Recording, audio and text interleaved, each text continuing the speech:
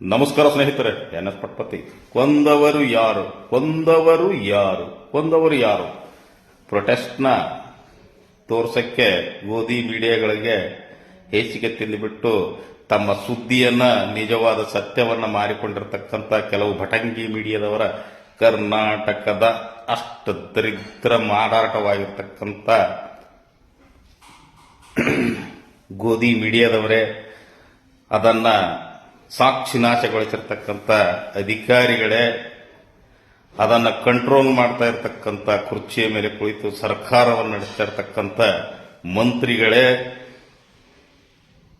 ಅದನ್ನ ಮುಚ್ಚಿ ಹಾಕೋಕ್ಕೆ ಕೊಂದವರು ಹರಸಾಹಸ ಪಟ್ಟು ದುಡ್ಡಿನ ಹೊಳೆಯನ್ನೇ ಸಮುದ್ರದ ಅಲೆಯಂತೆ ಹರಿಸಿರತಕ್ಕಂಥ ಮಹಾನುಭಾವರೇ, ವೆಲ್ ಡನ್. ಹಾಗಾದರೆ ಸತ್ಯಕ್ಕೆ ಬೆಲೆ ಇಲ್ವಾ? ಹಾಗಾದರೆ ಕೊಂದವರು ಯಾರು ಅನ್ನುವ ಪ್ರಶ್ನೆಗೆ ಉತ್ತರ ಇದೆಯಾ? ಕೊಂದವರು ಯಾರು ಆ ಟೈಟಲ್ ಇದೆಯಲ್ಲ, ಅದಕ್ಕೆ ತುಂಬ ಶಕ್ತಿಯುತವಾದ ವರ್ಡಿಂಗ್ ಅದು. ಕೊಂದವರು ಯಾರು ಡೈರೆಕ್ಟ್ ಆಗಿ ಎಲ್ಲಿ ಹೋಗುತ್ತೆ ಗೊತ್ತಾ? ಅದು ಅರ್ಥ ಆಗೋರಿಗೆ ಆಗಿರುತ್ತೆ, ಸಣ್ಣ ಮಕ್ಕಳಿಗೂ ಕೂಡ ಆಗುತ್ತೆ. ಅದನ್ನ ಮಾರಾಟವಾಗಿರ್ತಕ್ಕಂಥ 4ನೇ ಅಂಗ,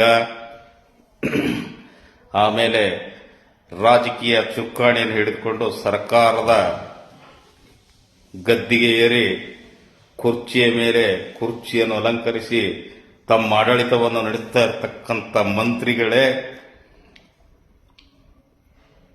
ಅಧಿಕಾರಿಗಳೇ, ಇದನ್ನ ಸತ್ಯವಾಗಲು ಹೇಳಬೇಕು ಅಂದ್ರೆ ಕೊಂದವರು ಯಾರು ಅನ್ನೋದನ್ನ ಇಡೀ ಸಮಾಜದ ಎದುರುಗಡೆ ಇಡಬೇಕಾಗಿರೋದು ನಿಮ್ಮೆಲ್ಲರ ಕರ್ತವ್ಯ.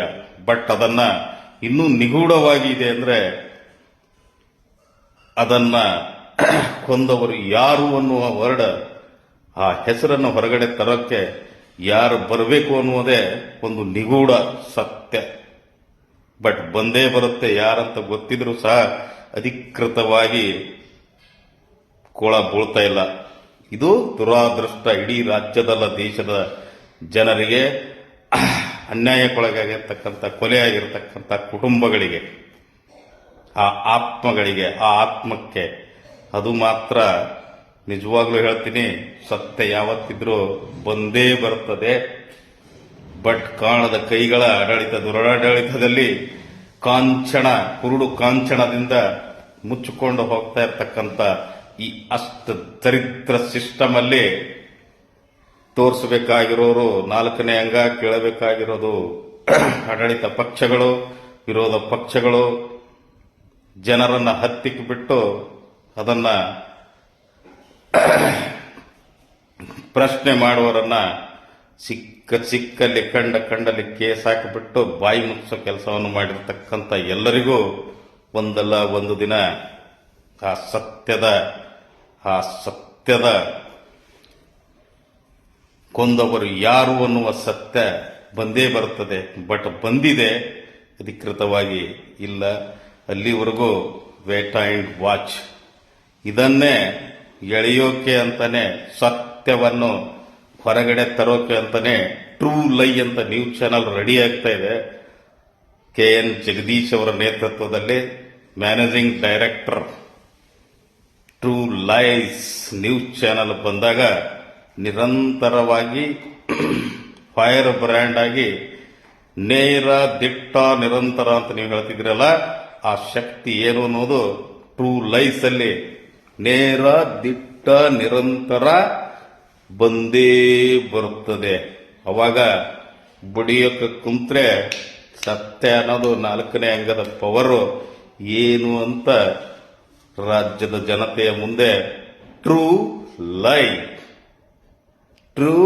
ಲೈಫ್ ಕೊಂದವರು ಯಾರು, ಆ ಯಾರು ಅನ್ನೋದನ್ನ ಹೊರಗಡೆ ತರಕ್ಕೆ ಪ್ರಯತ್ನದಲ್ಲಿರ್ತಕ್ಕಂಥ KN ಜಗದೀಶ್ ಸರ್ ಅವರಿಗೆ ಧನ್ಯವಾದಗಳನ್ನು ಹೇಳ್ತೀನಿ. ಮುಂದಿನ ದಿನಗಳಲ್ಲಿ ಸಾಮಾನ್ಯ ಜನರಿಗೆ ನಿಮ್ಮ ಟ್ರೂ ಚಾನಲ್, ನ್ಯೂಸ್ ಚಾನಲ್ ಇಂದ ಉಪಯುಕ್ತವಾದ ಒಂದು ಹೆಲ್ಪ್ ಆಗಲಿ.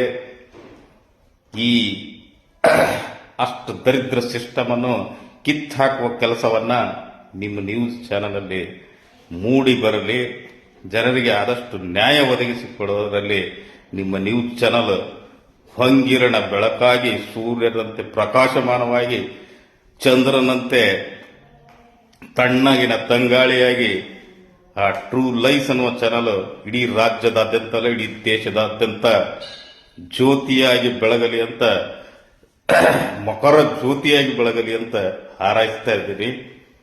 Lot of thanks. ಒಳ್ಳೆಯದಾಗಲಿ. All the best. Jagadish sir, ನಿಮ್ಮ ನಡೆಗೆ ಧನ್ಯವಾದಗಳು. ಬರಲಿ ಚಾನಲ್ ಬೇಗ.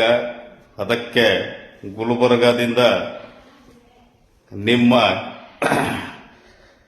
ನಿಮ್ಮ ಚಾನಲ್ಗೋಸ್ಕರ ನಾವು ಸಹಿತ